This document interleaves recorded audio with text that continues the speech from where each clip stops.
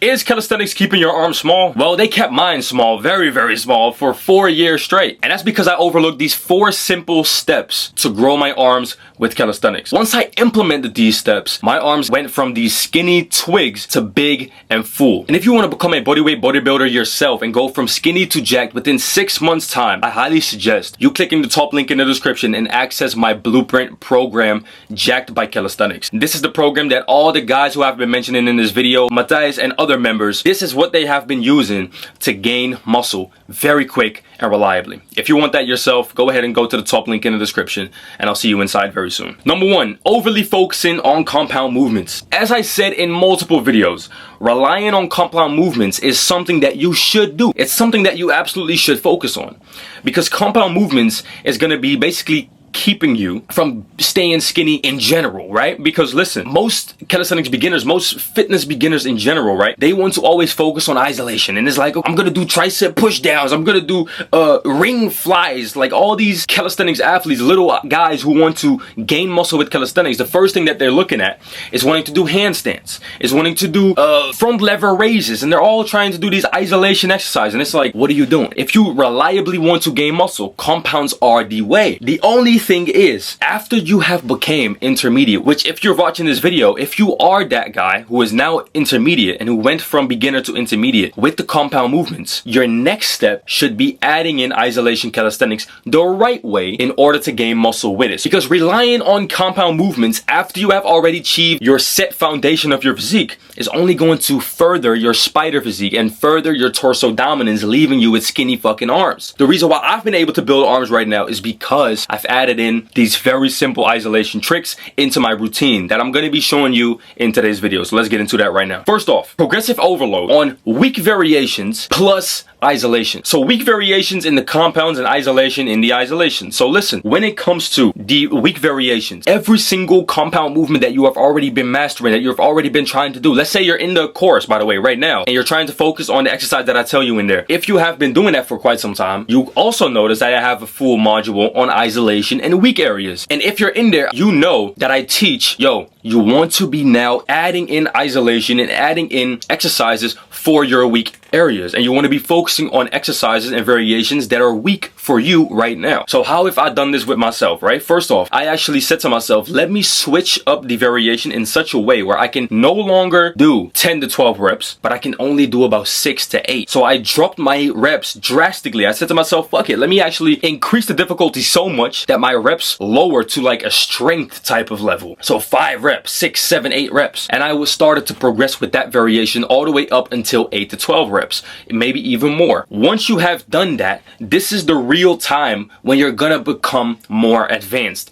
You're not advanced yet, but you're slowly getting there now, right? This is the time to start adding in isolation with those weak variations. So let's get into the full system of how I did that myself. We have the most important exercises, right? The push-up, the dip, the pike push-up, the pull-up, and the row. These are one of the most effective exercises that you should focus on with your upper body, right? Now, if we want to actually further the arm gains, we need to complicate the exercises, first of all, to emphasize a little bit more arms, and to also get more progressive overload out there. Progressive overload, if you don't know what it is basically going from weak to stronger, right? It's all about strengthening of the muscle to be able to handle more. So to be able to get a muscle to grow, you have to put more load on top of it, whether that's weight, reps, or difficulty of the exercise. That is progressive overload. Now, how are we going to add that with isolation exercises and more difficult variations? Because difficult variations is going to be the vehicle of progressive overload that we are going to be using in today's video. First off, when it comes to, for example, our pull-up, we want to switch to the ring chin-up. This is something that's going to be fucking blowing up your biceps if you haven't did that yet. Now listen, if you want to have big biceps, rings should already be in your equipment toolbox, right? If you haven't gotten your rings yet, simply click the third link in the description. Go get your rings off of gorenation.com with the code BARS10 and you'll get your rings with 10% off. Now the rings are going to be allowing you to isolate because the rings move in a free motion. You can twist them outward, you can twist them inwards, you can curl towards your face, you can extend away from your face, you can do whatever you want with the rings. You can literally create every single exercise that you see people doing in the gym with the rings. And this is how I've been able to grow my arms with it. Now listen, first off, we want to be focusing on switching the grips that focuses more on the tricep and focuses more on the bicep. So for the pull-ups, that's chin-ups. For the dips, that's tricep dips. For the push-ups, that's going to be more close grip push-ups. It's very easy to change these exercises up. Then the second module I have in my Jack by Calisthenics blueprint program is basically adding in the right type of isolation exercises to be able to build muscle with it. So for example, when we take the rings, right, and we want to focus on our biceps, you're not going to be doing high reps with these because we're going to be focusing on difficult exercises, because most calisthenics isolation exercises are difficult in and of itself. So if you want to do the most effective work with it, we want to pick exercises that actually work, such as, for example, the pelican curl supersetted with ring bicep curls, the ring tricep extension, and the skull crusher, and also overhead extension. These 3 tricep exercises are already going to get your arms from level 1 to level 2. And you're going to be progressing with these exercises after your difficult compound variations for at least 2 to 3 sets each and every week. So for your triceps, I want you to do not more than 3 sets after your chest, for example, or after your shoulders, after your compound, basically. Same thing for biceps, and that's what you're going to be doing twice a week. So you should have a program where you have about 6 sets on biceps, 6 sets on triceps, so 12 sets of total in arms a week. That is what you should have. You shouldn't be doing more, because isolation exercises are not used to be doing 5, 6 sets muscle group in arm. Like, it doesn't even make sense, right? What you want to be doing is keeping the volume low, but keep the intensity very high, and that's the next topic that we're going to be talking about. Intensity over everything for the arms. If we are doing, for example, our pelican curl, how do you expect to actually gain muscle with the pelican curl if you're not really going to be pushing it close to failure? Let's say you do 2 sets of pelican curl, but each and every set you kind of take it very easily, right? So you do lengthened positions, but the lengthened position is not really that stretched, or you're not really pushing yourself close to failure, or you're not really sitting in that 5 to 30 rep range with the closer proximity to failure. You're not really going to be getting those gains. All right, so learning how to train hard. First thing that we want to do, we want to learn to strain. So instead of just having a rep where it takes about 2 seconds to complete it, you want to be learning how to actually do reps where it takes about a full 10 to 20 seconds to complete it. So as you can see me doing right here, I have a bunch of sets where I basically go very, very hard per set, right? After you have done a set where you're literally taking 10 seconds to complete it, you want to be adding in the first 3 or 4 weeks 2 lengthened partials at the end of your failure set. So failure should be done in a way where you're going to be trying a rep, but you fail it. So you literally failed a rep. What most people misunderstand about failure is that they just do a partial rep, for example, on an isolation exercise, but that's not really failure. Failure is trying a full rep, but you failed the rep. After that, you want to be doing partials. Partials is the exact same thing. You want to be trying a full rep on purpose.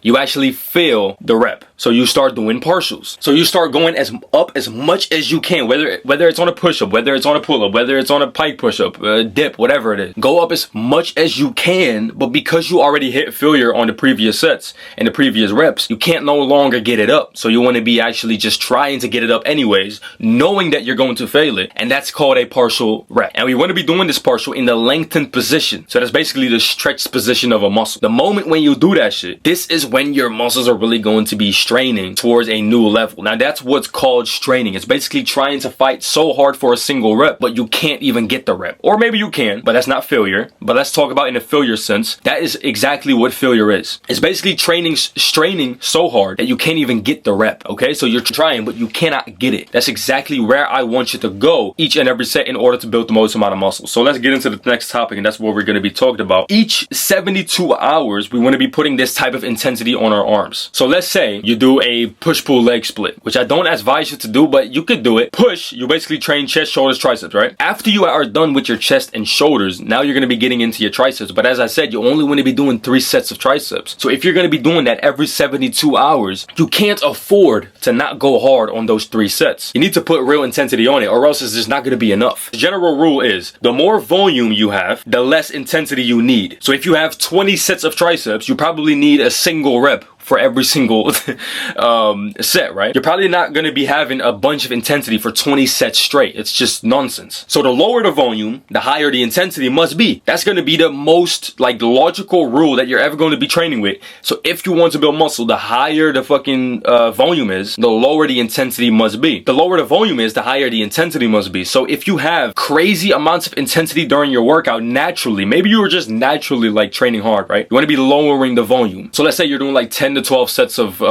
pelican curls or whatever, or tricep extensions or on the rings, right? If you're training with like the most intensity possible, don't be doing like 5 to 6 sets. It's useless. You're going to be doing way too much. You're probably going to be straining yourself. You're going to be having some elbow issues, which I got right now. But anyways, second thing, if your volume is extremely high, but your intensity is very low, you're probably doing it already right, but you're going to be wasting a bunch of time and your quality is not really going to be up there. After a little time, your quality is going to drop by like 20%, at least double to what you're already doing. So let's say you're doing pelican curls, 5 sets of pelican curls. Do you think that the last 2 sets are going to be the most quality as opposed to the first 2? It's not. So focus on the most amount of sets that you need to have, first off, good intensity, remain at intensity, and also have good quality. And that's in the 2 to 3 sets rep range. If you're going to be in the 2 to 3 set rep range, you don't need a bunch of extra sets with a bunch of extra intensity, with a bunch of extra volume, right? You just need to have 2 to 3 sets with a lot of volume, and you're actually going close to failure. Let's say you're doing that with 5 sets. You're going to be literally getting injured. It's that easy, okay? It's that simple to get injured. If you just do a lot of volume with a lot of intensity, with a lot of sets done to failure or beyond failure, you're going to get injured. That's literally the most easiest way to get injured. Third thing that we want to do, this is the third step of the whole process, is we want to add a arm day. So if you're doing push-pull legs right now, I actually highly advise you start getting into my personal split that I do, which is the Arnold split, right? So it's basically chest back, and then shoulders, arms, and then legs, and I repeat it. So in the Jack Red Calisthenics Blueprint program, I have a full workout program that is basically based on that split with the exercises,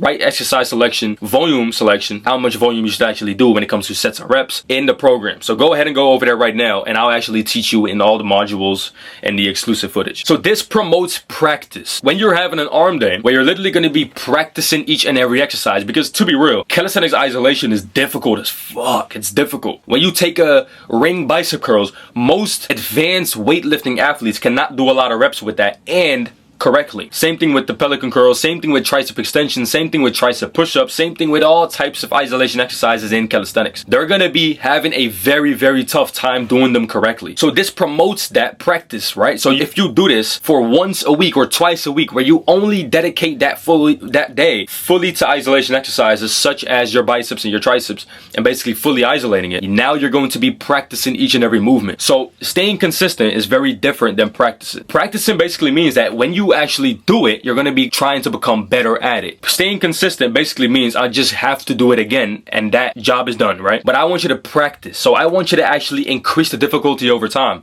I want you to learn how to add reps. I want you to actually learn how to train hard within each and every exercise that you have picked for yourself. The moment you do that, this is when you're going to be starting to gain muscle with isolation calisthenics. And this is the reason why my arms have blew up. This is the reason why my shoulders are now growing. This is the reason why most people's arms are very like small and lagging, especially when it comes to calisthenics athletes. They're just simply not putting the real effort onto these isolation exercises with real progression patterns, real isolation exercises that actually work, and practicing the movement in and of itself and increasing the difficulty over time. Nobody is doing that. So the reason why most people walk around with a spider physique is exactly because of this, and this is how you avoid it. Then number 4 is by not emphasizing the lengthened position. So a lot of people, they only do the ring bicep curl, not knowing that the bottom of the bicep curl is very ineffective to build gains. This is why I highly suggested you to actually superset it with a pelican curl, because once you start to do this, you have best of both worlds. You see, the bicep curl is a great squeezed